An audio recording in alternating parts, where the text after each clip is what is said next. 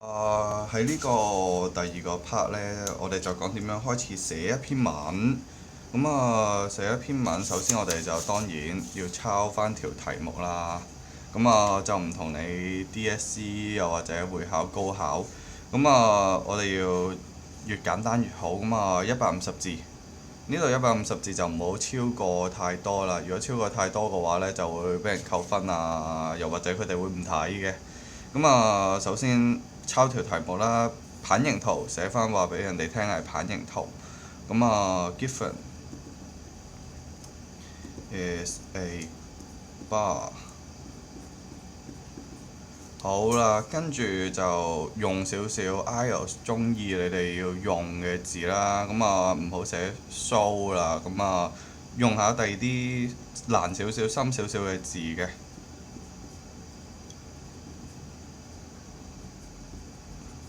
好啦，跟住我哋就開始抄題目啦。The percentage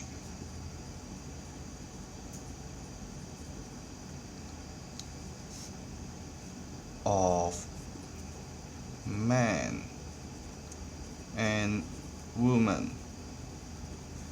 in Hong Kong。好，用個 who 嚟做連接啦。Does regular 都係抄題目嘅啫，所以就冇乜所謂嘅。抄題目之餘就抄得足少少。寫埋個年份俾佢，同埋乜嘢分類。今次係個年齡層嘅分類。好啦，上次就講咗係用呢啲咁嘅代砌啲數字嘅，不過我哋都要寫翻啲數字出嚟嘅，所以第二段開始啦。At the 好啦，話翻俾啲人聽，我哋而家究竟寫啲乜嘢？The percentage of 好啦，我哋首先就寫咗男先啦。順序啊嘛，由男跟住去到女。呢一段寫男，下一段呢就寫翻個女仔嘅，跟住就照抄翻啦。男，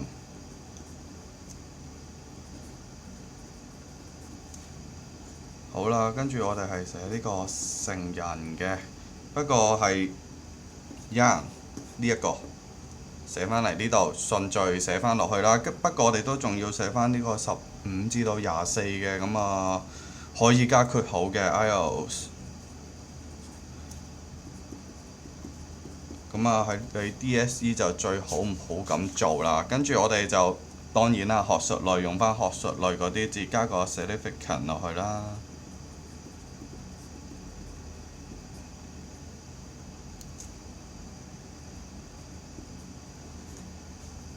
好啦，跟住我哋就要講下跌啊嘛，所以係 decreased。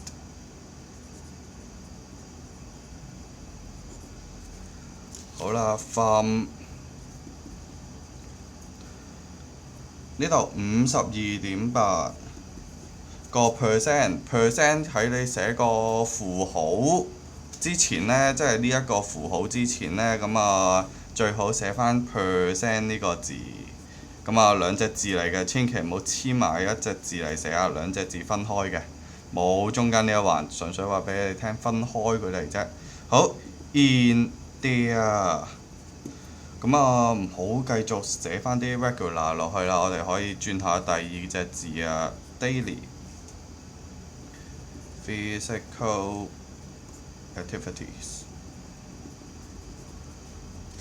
until they reach。好啦，跟住我哋就要去寫啦。呢個我哋為之middle age 啦，即係呢度去到呢度。咁樣為咗方便我哋寫呢，自己作下啲嘢出嚟啦。因為呢兩個分別係男性同女性轉變嗰個位啊嘛，所以我哋就寫翻呢個 middle age 落去就算啦。個數字寫唔寫呢，就隨大家中意啦，寫就加括號，唔寫呢就由得佢，咁啊就咁寫翻 middle age 落去，咁樣就算啦。好啦，咁啊 the middle age， 好啦，跟住又嚟啦，咁啊用下少少 which 啦。The stage where the male population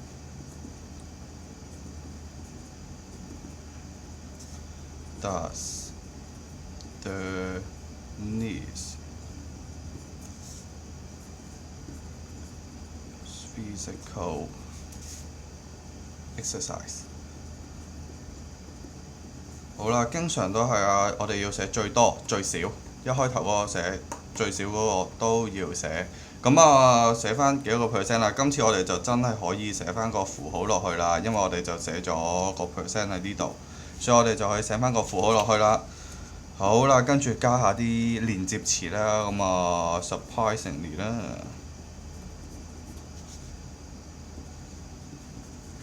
The per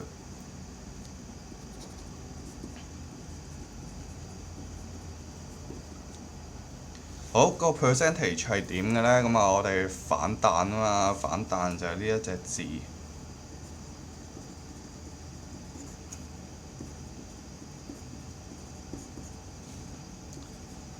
好啦，跟住又嚟啊一啲幅度嘅字，講佢升得快定慢嘅字。好啦 ，from the middle age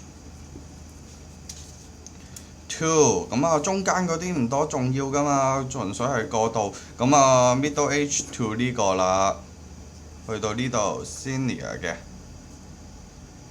呢一個位咁啊 senior adult。咁啊，點解我哋寫呢個唔寫 elderly 呢？就係因為講英文嗰啲人話佢哋唔係咁中意俾人講話做呢個 elderly 嘅，咁啊用下第二隻字啊，不過一樣解釋嘅啫。reaching， 咁啊亦都係啦，寫翻個 percentage 俾人哋45.7%，跟住就話翻俾人聽，加翻個括號落去，64歲以上。咁啊呢個64歲以上，咁啊唔好直接抄64 and over 啦。好啦，跟住到第二方面啦，咁啊 on the other hand 呢就好長啦，咁我哋用第二隻字去代替。咁啊第二隻字就係呢個考 DSE 都成日見㗎啦。係啊，好啦，咁啊嚟啦，跟住到女性啦，女性又係由呢度開始講到呢度啦，不過我哋係相反嘅。Starting at the young age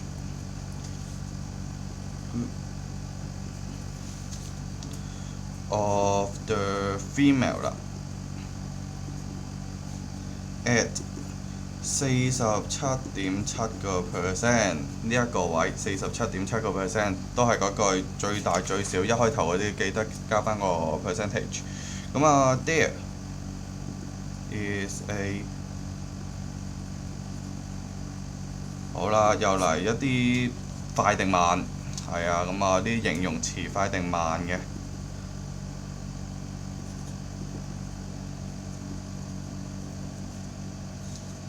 好啦 ，up to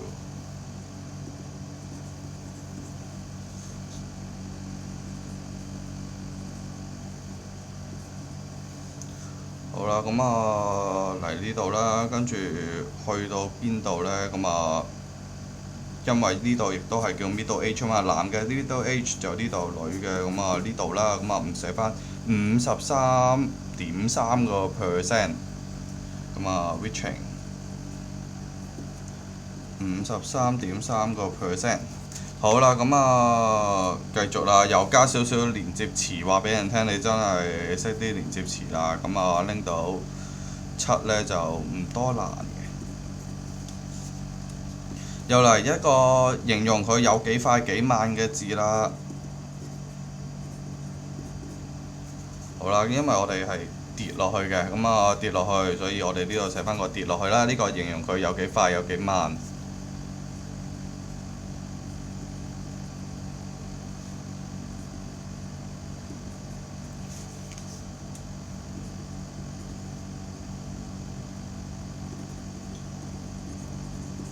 Middle group。好啊，咁啊，我哋嚟呢度猜緊個 H 字添。Middle age group 啦，跟住我哋去到邊度呢？咁啊，由呢度跌，跟住再跌到嚟呢度，till the senior adult。好啦，咁啊轉第二個字啦，唔好再 group 人哋啦。好，跟住 B 型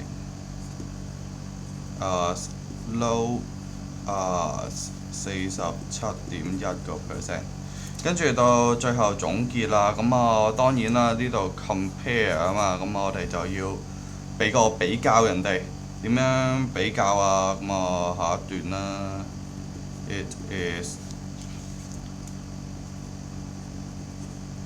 evident from the given。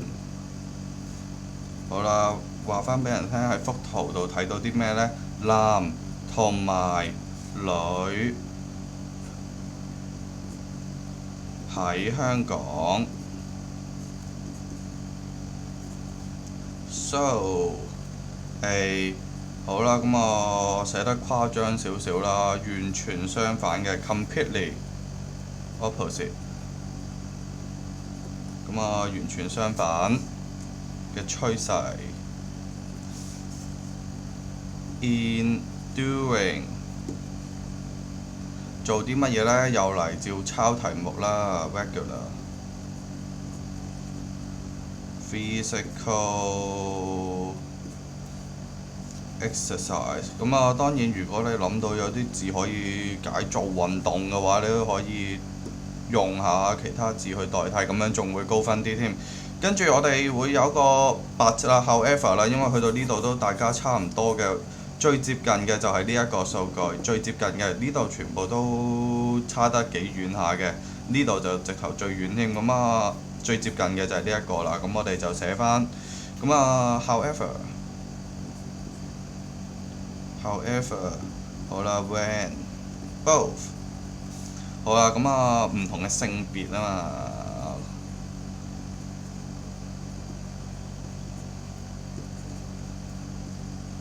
好啦，唔同嘅性別去到呢個老人家嘅組別度呢，咁個 percentage